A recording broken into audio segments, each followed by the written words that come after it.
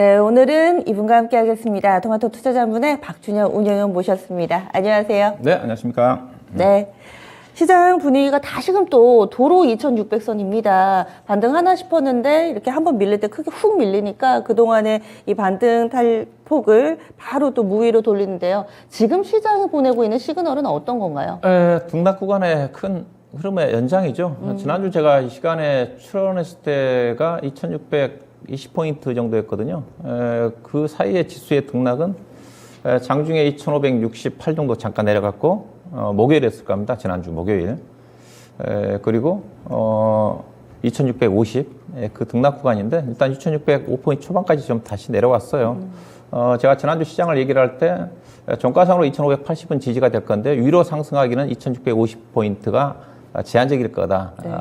하락은 하진 않는데 그리고 상승하기도 쉽지 않을 거다. 그런 흐름을 좀 말씀드렸던 것 같은데 그 흐름의 연장이라도 봐야 될 것 같습니다. 큰 흐름 자체는 2월 달부터 그렇던 등락 구간의 연장이거든요. 거기 보면 어떻게 보면 2670포인트대에서 아랫방향으로서는 2600포인트, 위로서는 2750 정도 등락 구간의 연장이라고 봐야 될 것 같은데 현재 이제 시장의 악재들이 계속 나오고 있지 않습니까? 이게 작년 우리 코스피 지수가 6월 25일 날 고점 찍었거든요. 3,365포인트. 그때 이제 미국의 소비자 물가 지표가 높게 나오면서 그때 이제 페이퍼링 이슈가 좀 됐고 본격적인 금리 인상이 작년 하반기부터 진행이 좀 됐고 실제 금리 인상이 올해 3월 달에 좀 진행이 좀 됐고 근데 3월 달에 금리 인상 자체가 인상하고 난 다음에 악재가 해소되지 않겠는가 했었는데 금리 인상 속도가 가파르게 폭 자체가 진행이 좀 되고 그러다 보니까 이게 최근에 시장의 이슈 자체는 금리가 너무 빠르게 이제 인상이 되다 보니까 경기가 침체까지 가지 않겠는가 그런 거지 않습니까? 침체 가면서 실질적으로 그런 우려감들이 이번 주 들어서 지난주부터 미국의 기업들의 실적 쇼크에 대한 우려감 자체가 실제로 이제 경기 침체로 인해 가지고 기업들 실적도 안 좋아지고 있구나 그런 것들이 현재 전일 미국 시장의 스냅 주가의 하락과 함께 반영이 좀 되고 있다고 좀 봐야 될 것 같은데요. 그래서 현재 시장의 흐름 자체가 어떻게 보면 최종적인 가장 주식시장에서 큰 악재 자체가 경기 침체지 않습니까? 경기 침체가 네. 경기 사이클에서 한번 침체 가게 되면 최소 2년, 3년 정도 걸리는 거니까 투자가들이 가장 싫어하는 가장 안 좋은 최종 단계의 리스크까지 왔다. 현재 월가에서 예상하고 있는 12개월 내에 경기 침체 가능성을 30% 정도까지 보고 있지 않습니까? 이제 그 정도까지 현재 지금 반영이 되고 있다고 그러죠. 되고 있다고 봐야 될 것 같은데 실제로 만약에 침체까지 간다 그러면 주가가 얼마만큼 빠질 거냐. 이제 그걸 우리가 이제 고민을 해봐야 되겠죠. 그게 이제 어떻게 보면 최악의 시나리오이지 않습니까? 주가가 네. 얼마만큼 빠질지. 현재 전망치로 봐서는 S&P 기업 기준으로 해가지고 현재보다 20% 정도 더 빠질 거다. 그래서 지금 S&P가 3,800 정도 되는데 3,200 정도까지 빠질 거란 전망인 것 같고요. 그러면 코스피는 얼마만큼 빠질 거냐 고민을 해봐야 되는데 제가 보기엔 코스피는 제가 항상 얘기를 할 때 미국 시장의 하락폭에 나스닥 시장의 하락폭에 3분의 1 정도 빠지고 S&P는 좀 덜 빠지는 거니까 반 정도 빠질 거다 그렇게 얘기하고 있는 쪽이거든요. 그러면 네. 코스피는 현재 지수대에서 10% 빠지는 겁니다. 이제 최악의 2,360포인트 정도 그 정도까지는 만약에 그것도 이제 당장이 아니라 경기 침체가 진행된다는 과정 쪽이라고 봐야 될 것 같고요. 그래서 현재 시장 자체는 경기 침체 우려감 자체를 어떻게 보면 30, 40% 정도는 반영을 하고 있다. 만약 실질적 경기 침체까지 가게 되면 지수는 조금 코스피 한 단계 내려올 가능성이 있는데 아직은 그때는 아니다. 그렇게 좀 봐야 되겠죠. 그래서 현재 본다면 그래서 제가 시장에 지난주 시장 얘기할 때 국내 시장은 바닥을 확인을 했고 미국 시장 자체는 바닥을 확인하는 과정이라고 얘기를 하는데 그 현재 흐름이라고 봐야 될 것 같습니다. 국내 코스피 지수는 일단 그래도 저점을 계속 높이고 있거든요. 지난 5월 12일 날 2,546포인트, 그 다음에 지난주 목요일 날 2,568포인트, 어제 이제 2,605로 끝났는데 오늘 뭐 주가 빠지진 않을 겁니다. 뭐 장중에 약간 변동성이 나온다 한다 하더라도 20포인트 언저리 정도, 대체로 보합 정도 출발하지 않겠나 생각이 좀 되는데. 간밤 미증시 하락분은 선반영 됐다고 보시는 거네요? 그렇죠. 선반영됐다고 좀 봐야 되겠죠. 왜냐하면 나스닥 어제 선물 시장 자체가 1.67% 정도 하락한 상태에서 우리 시장이 끝났기 때문에 그런 부분들을 반영을 했다고 좀 봐야 될 것 같고요. 그래서 최근에 이제 미국 시장의 하락 요인과 국내 시장의 하락 요인 자체를 비교를 좀 해봐야 되는데, 이게 앞서 있다 최근에 미국 시장의 하락 부분 자체가 지난주부터 미국의 기업들, 지난주 같은 경우는 올마트라든가 타깃이 실적이 안 좋게 나오면서 주가 급락을 이끌었고, 어제 주가 하락 자체는 이제 스냅이라는 SNS 기업이지 않습니까? 그러면 관련 기업들과 국내 기업들의 어떤 그 실적 시즌에 실적과 밸류에이션을 비교해 보면 국내 시장이 얼마만큼 제가 하방이 튼튼하다는 것을 말씀을 드리고 싶은데요. 먼저 이제 월마트하고 타깃이 지난주에 이제 주가 빠졌던 실적 보시게 되게 되면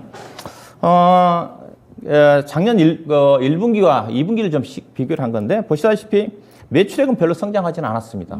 거의 2% 내지는 4%밖에 성장하지 않았잖아요. 거의 뭐 성장이 정체라고 봐야 될 것 같은데 반면에 영업이익은 큰 폭으로 감소를 했어요. 역성장했다는 겁니다. 예. 수익률이 안 좋아졌네요. 그렇죠. 예. 그러다 보니까 PER로 따지면 월마트가 18.7배, 그 다음에 타깃이 이제 주가 급락한 기준으로 보면 11배 정도. 근데 문제는 보면 PBR이 높잖아요. 자, 주가의 하방을 결정하는 것 자체는 맨 오른쪽에 주가 순자산 비율인 PBR이라고 있지 않습니까? PBR이 높은데, 그러면 반면에 국내에 관련 비슷한 기업들을 좀 보시게 되면 실적이 어떻게 나오느냐. 국내 쪽에 이제 월마트와 관련된 회사는 비교를 해봤습니다만 유통회사 신세계라든가 롯데쇼핑이라든가 현대백화점이라든가 이마트 정도 좀 되겠죠. 네. 왜냐하면 실제 월마트 같은 경우는 매출액 차지한 비중 자체가 가장 많은 게 식료품 쪽입니다. 식료품 쪽인 비중이 많은데 어떻게 보면 LG생활건강의 최근 어닝 쇼크가 나왔던 그것도 비슷한 부분이라고 볼 수가 있어요. 네. 그런 부분을 보시면 될 것 같고 타깃이라는 회사 자체도 일반 의류회사로 알려져 있는데 의류 쪽에다 매출 비중이 20%밖에 안 됩니다. 여러 가지 다양한 식료품이라든가 가전제품이라든가 다양한 쪽에 비중이 많거든요. 소매 유통회사라고 보시면 될 것 같은데 근데 국내 회사들을 보시게 되게 되면 이제 우리 국내 같은 경우는 이제 컨센서스 대비해서 비교를 한 건데 대체적으로 국내 기업들 같은 경우는 롯데쇼핑하고 이마트하고 어떻게 보면 할인적이기 때문에 월마트하고 타깃이 비슷합니다. 네. 예, 이런 부분들이 있어요. 근데 반면에 이제 우리 시장은 안 빠진다는 자체가 앞서 월마트라든가 타깃 같은 경우는 PBR 지표가 4배, 5배 있지 않습니까? 근데 우리나라 기업들은 예컨대 롯데쇼핑이라든가 이마트가 실적이 안 좋게 나왔지만 주가가 안 빠진 이유 자체가 PBR 지표가 0.3밖에 안 되거든요. 0.4, 네. 0.4밖에 안 되기 때문에 실적이 안 좋게 나와도 주가가 안 빠진다. 그 다음에 이제 의류 쪽에 본다고 한다면 최근에 의류 종목들 실적 서프라이즈가 나왔음에도 불구하고 주가가 영향을 받았거든요. 근데 우리 국내 의류 회사들은 FNF라든가 영업이라든가 한세시라든가 한섬 포함해가지고 여기 포함되어 있지 않는 모든 기업들이 대체적으로 평균적으로 33% 정도 예상 실적보다 좋게 나올 때 어닝 서프라이즈입니다. 그 다음에 지표상으로도 상당히 낮잖아요. 보면 PR 지표가 5배, 6배 나올 정도로 주가가 좀 싸다. 그 다음에 이제 어제 주가가 하락했던 SNS 기업인 스냅이라는 실적을 좀 봐야 될 것 같은데 스냅이라는 회사가 보면 어제 나왔던 주가 하락 여부 자체가 1분기 실적 발표가 됐습니다. 근데 CEO가 2분기 때 가이던스를 충족하지 못할 거다. 그런 전망 때문에 빠진 거지 않습니까?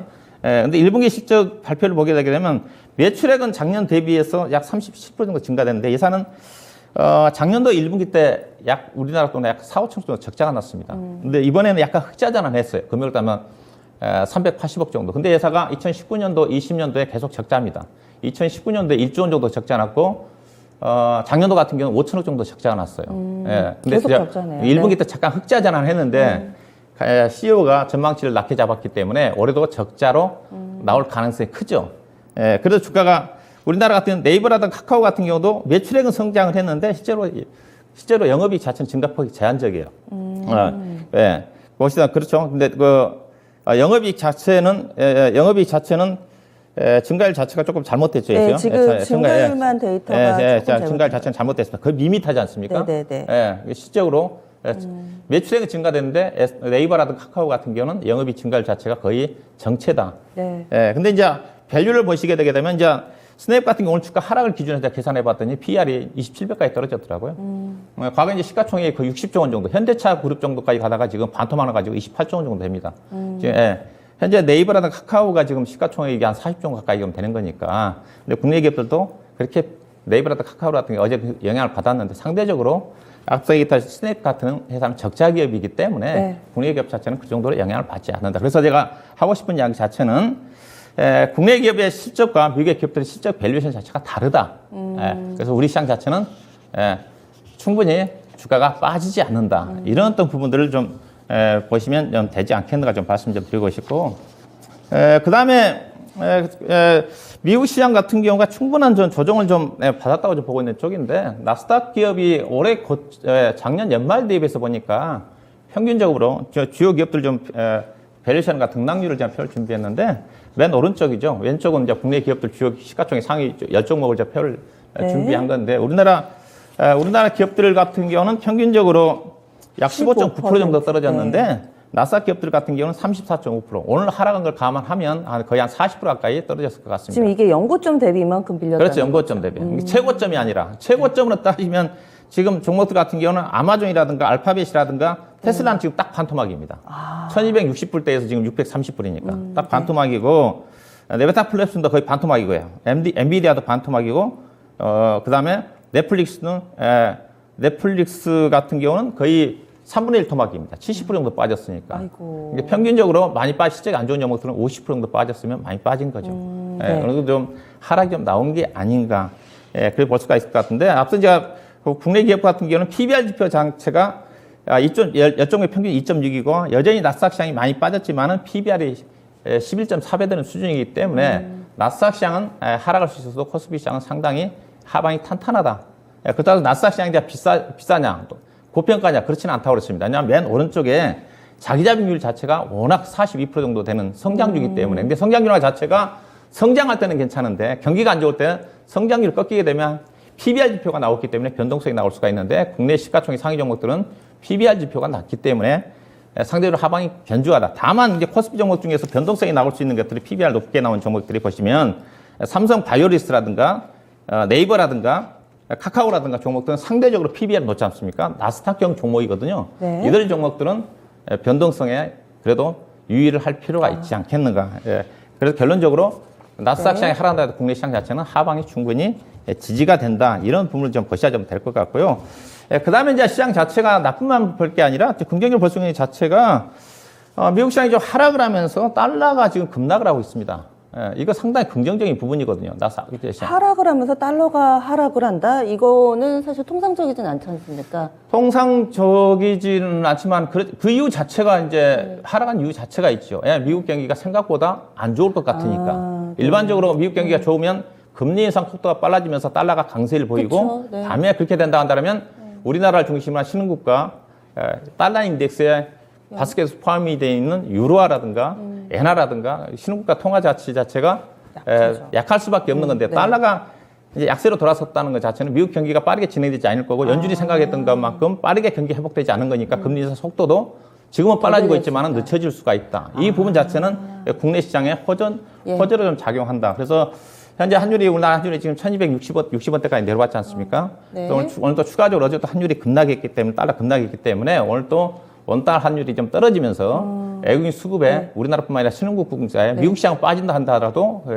국내 시장 중에 신흥국 증시는 상대적으로 견조한 움직임이 보일 수가 있다. 이런 또 부분들을 보셔야 될 것 같고요. 그다음에 이제 긍정적 부분 자체는 미국의 대중국 관세 인하를 바이든 대통령 언급했기 때문에 이 부분과 또 중국이 최근에 시중 기준금리에 해당되는 금리 자체를 인하를 했지 않습니까? LPR 금리 자체를. 이런 또 부분도 중국의 경기 부양 의지 자체가 지수의 하방을 지지할 수 있는 부분이다. 그래서 결론적으로 빠지면 국내 증시 하방 지지력은 견고하다. 다만 올라가는 데는 시간이 필요하다. 방향성을 통한 모색하는 흐름이 여전히 진행되지 않게 봐야 될 것 같습니다. 이렇게 숫자를 딱 알려주시니까 톱니바퀴가 딱딱 맞아 떨어지는 것 같아서 시간 가는 줄 모르고 듣고 있었는데 오늘 장의 마켓 시그널 좀 간략하게 알려주세요. 예, 시간이 많지 않죠. 뭐 지난번보다 거의 비싼 것 같습니다. 시장 자체는 등락 구간이다. 이게 종가상으로 2,580포인트 지지가 될 것 같고요. 장주에 2,560 프로그램에 따라 잠깐 나올 수는 있겠지만은 20영 평균선이 지금 내려오고 있는데 아마 이번 주 후반 내지는 다음 주도 돌아섭니다. 그래서 시장은 이번 주 후반 내지는 다음 주 정도에 상방향적으로 개인적으로 약간 반등을 모색하지 않겠는가 하는 쪽이고 지난주에 얘기했던 중요한 것 자체가 반등하기 위해서는 외국인 선물이 중요하거든요. 외국인 선물이 지금 8조 5천억 최대 수준입니다. 이게 어떻게 보면 외국인 선물이 매도를 많이 해놨기 때문에 외국인 투자가들 하방 쪽에 포지션을 구축할 수가 있지만은 반대로 외국 투자가들이 약간 했던 반대 시그널이 나온다 한다는 선물 매수가 들어오면서 프로그램 매수에서 지수가 올라갈 가능성이 상당히 크다. 이런 또 부분들을 보셔야 되면 될 것 같고요. 근데 삼성전자가 PER 기준에서 9배까지 떨어졌습니다. 삼성전자가 지수의 방향을 결정을 하는데 추가적으로 하락할 여지가 크지는 않다는 거죠. 이런 또 부분들이 하방을 지지할 수가 있는 거예요. 그렇다 한다더라도 시장 자체가 변동성 구간이기 때문에 변동성을 이길 수 있는 것 자체는 실적밖에 없다. 이렇게 보셔야 될 것 같고요. 실적은 일단 매매 관점은 일단은 최근에 뭐 투자 관점은 삼성전자라든가 현대차라든가 그다음에 LG에너지도 대규모 투자를 좀 발표하고 있거든요. 관련된 수혜 종목들 보셔야 될 것 같고, 그다음에 실적과 관련해 가지고 IT 표를 좀 보시게 되게 되면 지난주에도 잠깐 보여드렸던 건데 네. 실제 괜찮은 쪽이 가장 괜찮은 쪽이 제가 보기엔 의류 쪽하고 해운 쪽이거든요. 해운 쪽은 괜찮은데 의류 쪽 앞서 얘기했다시피 탁긴 영향 때문에 주가 빠지는 건데 지금 사야 될 것 같습니다. 의류 쪽에 영업용 중소기업이랑 한세실업이라든가 중국의 투자와 관련해 가지고 대중국 관련 경기 관련된 철강 쪽에 동국제강, 뭐 해운 쪽에 대한해운, 상사 쪽에 LX 인터내셔널, IT 쪽에 DB하이텍, 2차 전지 쪽이 진짜 괜찮은 후성, 어제 조정 받았으니까, 기판 쪽에 심텍, 그다음에 의료기기 쪽에 덴티움 정도가 시장이 좋은 종목들이기 때문에 이들 종목이 시장이 안 좋아서 별도 반영이 못하고 있는 쪽이기 때문에 시장이 좋아지면 이들 종목들이 빠르게 반영하지 않겠나 봐야 될 것 같습니다. 알겠습니다.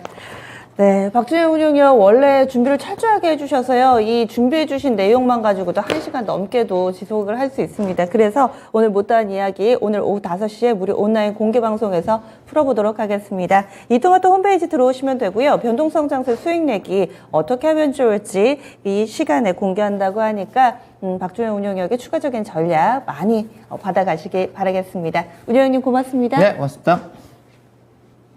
네, 지금까지 마켓 시그널이었습니다.